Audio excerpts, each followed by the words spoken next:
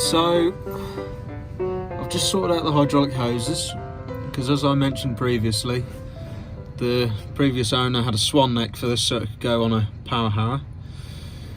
So the hoses need to be longer.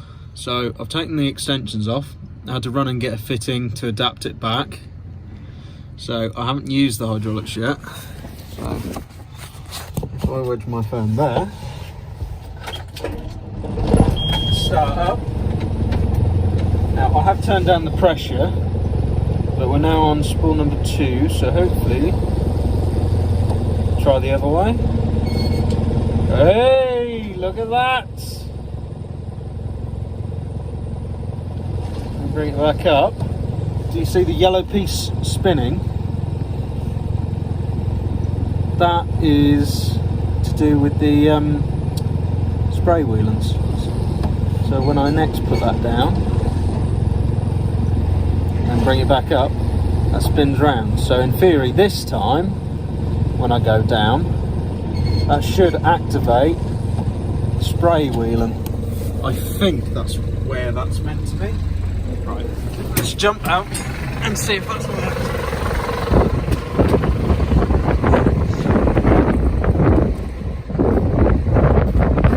No, the bugger's up. Might be next time. But also, don't ask me why. Dad has a spare ram for this. We've never owned a drill this size. Don't know why. Mad boy, isn't he?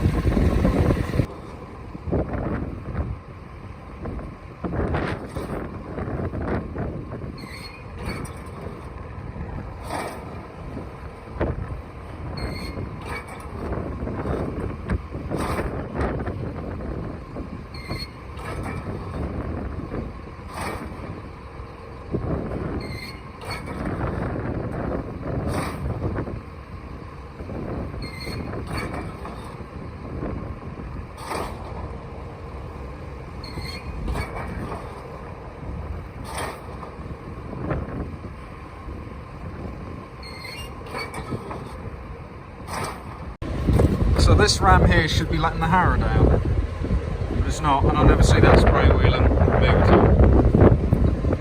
So I'm going to follow some pipes and try and figure that out. I ain't really got a clue what's going on. Also, if you come around the front,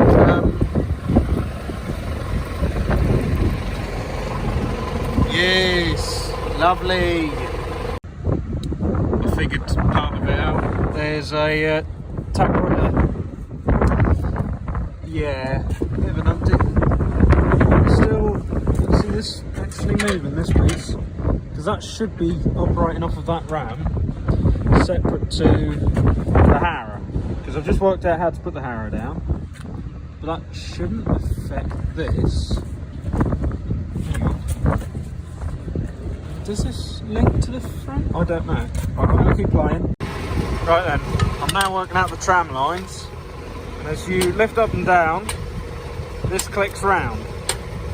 At certain points this button is not pressed, and then it is right. I'm still trying to work it out, but that's not pressing the button now. That is now. Oh, I need somebody else to pull the lever. Oh, that doesn't actually come back up very well, does it? No, I think we've got a sticky valve. We've got. Oh, I see. So as this gap comes up, it should be jumping up, which then allows the tramline kit to drop down. But because that's stuck inside, she's not coming up. Also, that ram leak is really annoying. Oh, it looks like it's been hit. Oh. Fiddling with that, and somehow I've cured this as well. So now when I turn this over, that plunger goes down, and then as we come, hang on, better angle. Here's the angle you want. Comes up and goes back down. Comes up and back down. I amazed myself because I've never even bloody touched it. It appears I've made that leak worse, so I'll get some new fittings. I've got the Tramline kit working, but I think it's sprung loaded in the middle. But it keeps coming back up.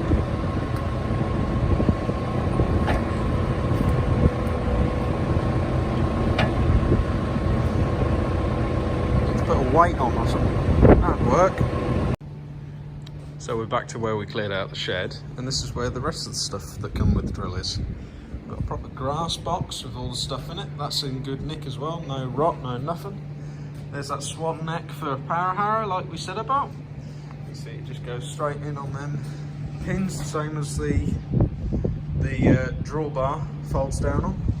And then I assume these discs are your sprayer wheelings, but previous owner made his own one up, which he said was better. So we should see what we use. But yeah, exciting stuff. Right, I've just been out. I've now just gotten back, and I've decided to change this pipe. Which end was it? I think it was this end? Yeah, this end. This piece was spinning separate to the rubber hose, so that's not a good start, which is why that whole area around the ram was black before we washed it. So I've just put the new pipe on, got that made up. Was in there probably 5 minutes, job's a good one. And we removed, oh here it is, that's tweaked. I said that was bent, didn't I? I removed that and that piece, because all that was, it's now on the floor, it was the same thread as that bit there, so I might as well just go straight in the ram. And then I've moved this pipe in a different position. I'm going to cable tie it up there, so when the drawbar comes up, all folds up nicely out the way. But yeah, I'm happy. I haven't fired it up yet, but we're now about to jump in the cab. Where are my keys? Oh, there.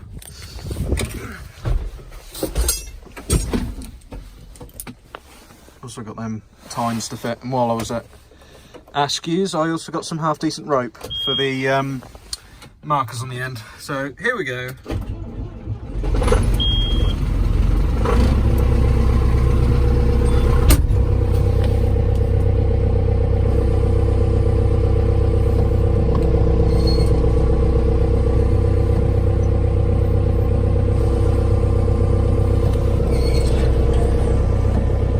Look as though it's leaking.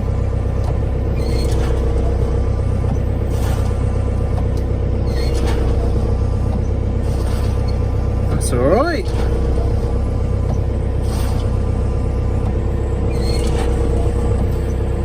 Also off camera, I put the track eradicators down. That looks real good now. Right, parked it up in the shed. Dad came over and gave me a little bit of a hand. We undid all of these little cover pieces here. These white tabs, they pull aside and then go down. They're in the down position now. We opened it all up again. Pressure washed it again because there's a bit of crap, which is stopping us from moving the rate lever here. So that's all good now. New pipe to stop the leak, which I'm fairly happy about. And this will be a good test tonight. Leave this down on the ground, because if there's an internal leak, these big old springs are going to pull the coulters back up. We'll see if the ram is internally leaking, but can't imagine it is. And there's a wet bit there. Oh goodness sake. Where's that come from? Or is that just from that? Yeah, it bloody well is. Okay, we'll look into one of them, but for the sake of starting, we're ready. So I'll put the rope on for these, because these, they're ever so simple. Take your linch pin out here.